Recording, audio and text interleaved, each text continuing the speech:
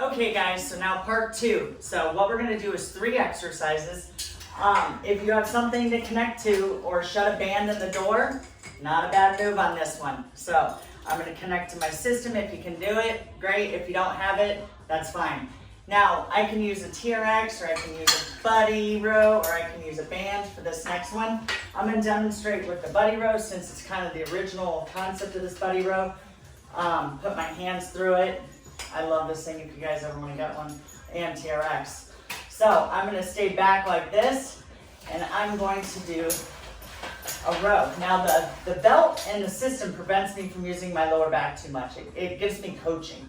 So I'm going to be rowing like this, and I can do also elbows up. I want you guys to give me 30 of these. Now, as I'm rowing, one arm is slowing the other arm down. You can make this as hard or as easy as you want.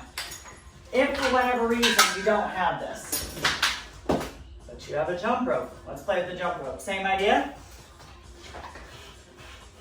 You can row with a jump rope. Who said you can't? All right? Or you can even row kind of like what you do with the TRX with the jump rope. That's always an option. Now, if you don't have this and you just have the kit, you're like, come on, Cindy, you just gave us bands, right?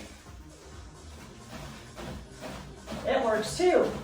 It might feel a little different, but it does work. Or you can do rows here. So I want 30 rows or 15 where you're rowing with the band, 2 arms. So that's part 1. Part 2, now if you have a body bar or a dumbbell or something, we're gonna do a side bend. Now you can hold it here if you don't like too much overhead, or you can hold it overhead. Now this is called an active bar, which is kind of fun. Now, a body bar does very similar. The only difference is it has those balls kind of going side to side, or I can even step out to the sides. Now, I suggest if you're doing something like this, you can even use a broom, guys. You don't need to have a bar. I would suggest trying it with your feet together and trying it with your feet apart and see which one feels better on your back, because it's completely based on you. And I would say do about 10 on each side. If you want to move with it, you can. Kind of a fun exercise. All right, so that, now say you don't have this, I can use a dumbbell. I can use a dumbbell like that on both sides, or I can just use a band and stand on it and have a very similar effect. And I'm going to be feeling it on this side, the opposite side. So those are all little options, okay? So 10 on each side of that. And then the last part is going to be doing a reverse burpee. Now, this is one. You will need a band or just scratch this exercise. And you will need a chair, because what I'm going to have you do is sit, lean back, stand up. Sit, lean back, stand up. Now, as you're leaning back, you're going to pretend like you're in Matrix, right? Hits at the lower back. If you've ever done Pilates, I think it's called bowing. Uncurl and curl up, okay? So sit, uncurl, curl up, stand. Sit, uncurl, curl up, stand. Sit, uncurl, curl up. Now, I'm holding this by my neck because I need more tension than probably what this is going to give me. Now, if I want to load this thing up with huge, heavy bands, similar idea. And the lower the seat, like if I used a Bosu, it's going to be even more intense. Use your judgment. Now, if sitting and standing hurts you, maybe you're putting your weight in your toes, check that first. Maybe your feet are too close together, check that second. Or maybe just don't sit and stand, just do crunches. So the option is doing crunches like this. And if you're gonna do crunches and you have these things shut in the door, put your foot up on the door, okay? So you're gonna do 30 crunches or 30 reverse burpees. So on this one, we got buddy rows for 30 or 15 rows if you're using the band. And then we have side bends, we have 10 on each side. And then we have reverse burpees, okay? So that's your next cycle. You have 3 to 4 sets. Circuit those together.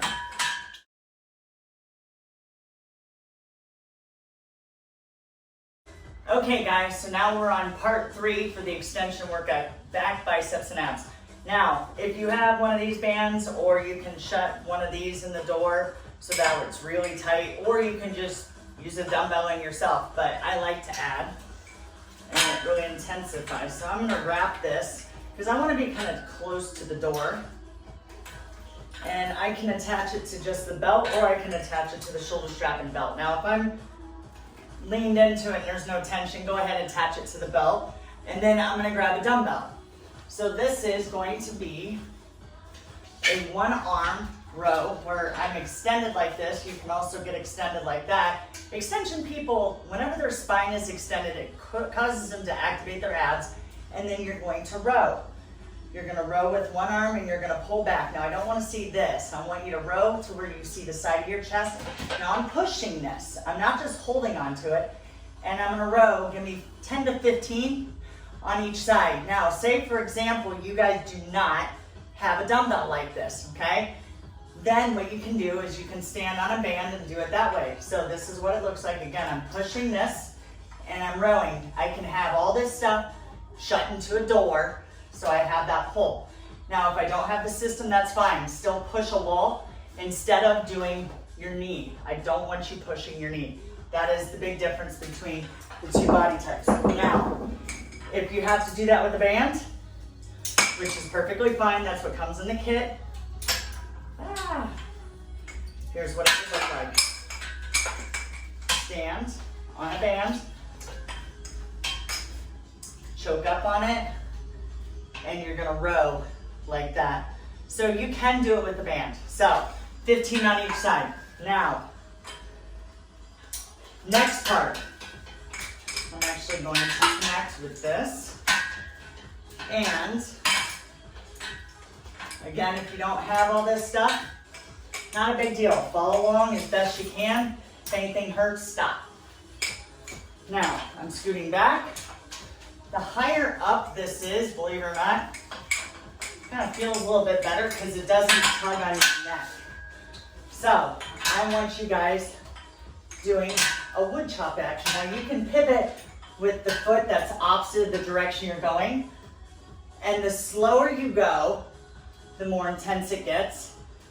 After you do 10 to 15 on one side, 10 to 15 on the other side. All right, again, if you don't have this, that's fine, but this is the wood chop side to side. So 10 to 15 on each side, just like that. Now the big thing is make sure you're not shrugging up. Once you're packing the shoulders and then rotating, you can pivot with the hip. Make sure you don't jam on that knee. If you feel any knee pain, any pain, stop. Now, the last piece is gonna be a side plank. So I'm gonna have you lay on your side. This is one that if you don't have this, get your back up against a wall. A wall is a great way to get this done. Doing it in space, you're probably gonna be feeling your neck. So, I'm up like this, see my knees are bent. Now you can do straight leg. I would say put your top leg back and arms are straight up to the ceiling. Make sure your bottom elbow's not too far out. And abs are tight, and hold it. If you want to challenge yourself, shake your arm or reach up and kind of pull like as if you're doing a lat pull. Now, if you're more of a beginner, bend your knees. Go ahead and do some clamshells while you're there. So either shake your arm and hold it for 10 seconds or give me 10 clamshells or 15 if you're really feeling good, as long as you don't have neck pain. And when you're ready to switch sides, you switch sides. Again, if you don't have this, get your back up against a wall. And then I'm gonna do the one with the clamshell. 15 of those, and that's it. So, for recap, rows, 10 to 15 on each side. Wood chops, 10 to 15 on each side. Side plank, either 10 seconds with a shake or 10 to 15 clamshells. And that is your part 3. All right. Now the final chapter's coming.